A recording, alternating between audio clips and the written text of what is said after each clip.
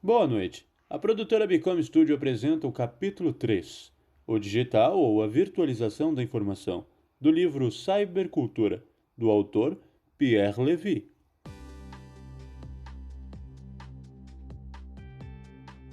O Bezerro de Ouro. Pierre inicia este capítulo utilizando como exemplo uma exposição que ocorreu na França em 1996, em que o artista Jeffrey Shaw desenvolveu um trabalho curioso, que consistia em um pedestal vazio em uma sala com uma mesa e uma tela em cima dessa mesa.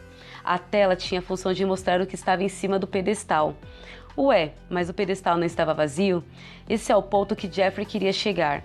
A obra que todos esperavam ver se tratava de uma escultura, o Bezerro de Ouro, ídolo da tradição judaica cristã.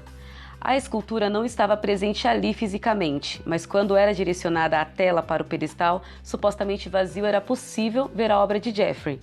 Pierre utiliza esse exemplo para falar sobre a virtualização de um objeto, que não existe objetivamente, mas se torna real através da tecnologia. Sobre o virtual em geral. Nesse tópico, o autor fala sobre os conceitos relacionados ao virtual. Levy explica que a palavra pode estar ligada a 3 significados. O primeiro técnico, ligado à informática, um segundo corrente e um terceiro filosófico. No senso corrente, o termo está relacionado a algo oposto ao real. No âmbito filosófico, o virtual é algo que existe em potência e não em ato, ou seja, algo que não foi necessariamente concretizado, mas virá a ser. O virtual é então uma importante dimensão da realidade. Por exemplo, um broto não é uma árvore, porém virá a ser, portanto ele é virtualmente uma árvore. Nesse âmbito, há uma oposição entre a realidade e a atualidade. Um broto não é atualmente uma árvore, mas é virtualmente uma. O virtual pode estar relacionado também às palavras. Levy usa o exemplo do termo árvore, que pode ser dito em diferentes contextos, mesmo não sendo vinculado a um local específico. Então, a palavra é uma representação virtual do objeto e não o objeto em si. Isso acontece também com os códigos computacionais. Nesse ponto, a cybercultura se liga ao virtual diretamente. Embora a informação de um computador esteja presente a um ponto físico, ela também está virtualmente presente em cada ponto que é pedida, como ocorre, por exemplo, em servidores de busca do Google. O digital. No terceiro capítulo, Levy fala sobre a digitalização. Nesse ponto, qualquer informação pode ser transformada em números, seja textos, imagens a partir de pixels ou sons a partir de amostragens. E por sua vez, todas as sequências numéricas podem ser expressas em linguagem binária. A linguagem binária facilita a gravação e transmissão de informações.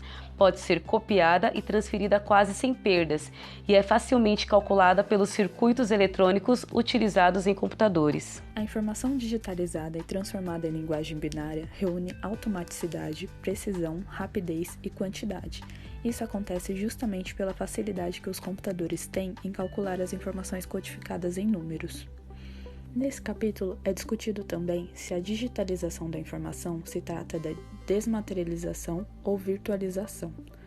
Para o autor, ao digitalizar uma foto, por exemplo, ela de certa forma se desmaterializa, já que está descrita por uma sequência numérica. Porém, essa sequência não pode ser traduzida sem um suporte físico, que no caso é o computador. Portanto, essa digitalização não torna a informação irreal ou imaterial, apenas virtual. Um dos conceitos conhecidos do autor é o de hiperdocumentos.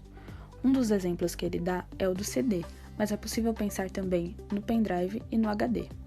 Para ele, um hiperdocumento é também um hipertexto, se pensarmos no texto como algo além das palavras, incluindo também os sons e as imagens.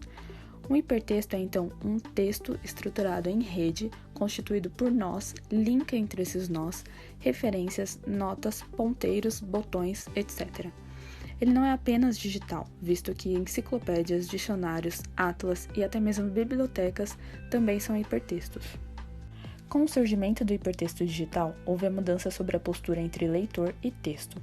Anteriormente, o leitor deslocava o texto, enquanto que digitalmente o texto se desdobra sozinho, e o leitor participa também como redator do texto que lê, criando uma conexão entre os textos e assim um novo hipertexto que o escritor original não havia pensado.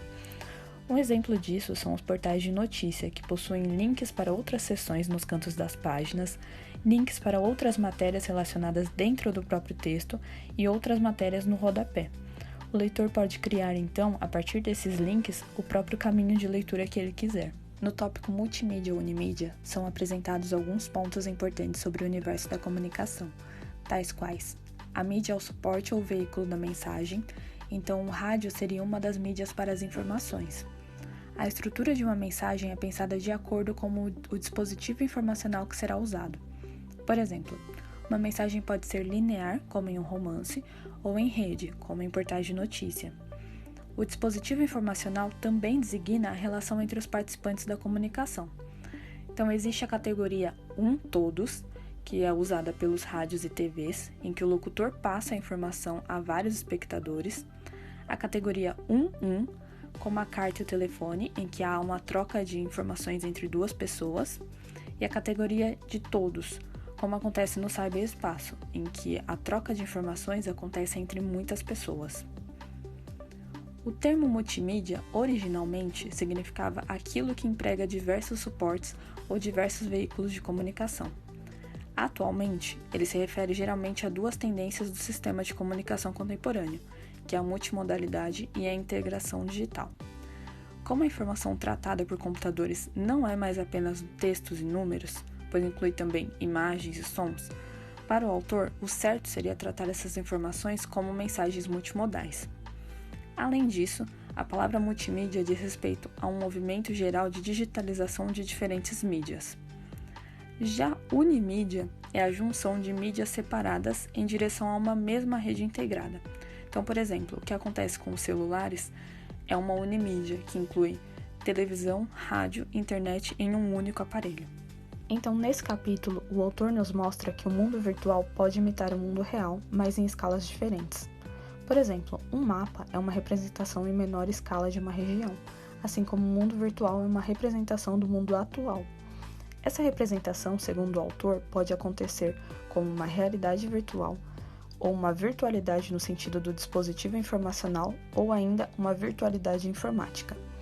A realidade virtual é um tipo específico de simulação interativa em que o usuário tem a sensação física de estar naquela situação virtual. Isso acontece, por exemplo, nos óculos VR. Assim, é alcançada uma ilusão de realidade. A virtualidade no sentido do dispositivo informacional possibilita, por exemplo, que o usuário construa uma imagem virtual diferente da sua imagem real. A virtualidade informática representa os hipertextos, hiperdocumentos, simulações, programas, bancos de dados, etc. É uma virtualidade decorrente da digitalização. Para concluir, o mundo virtual é um universo de possíveis realidades digitalizadas. Os usuários dele são ao mesmo tempo espectadores e autores, pois exploram e atualizam ao mesmo tempo.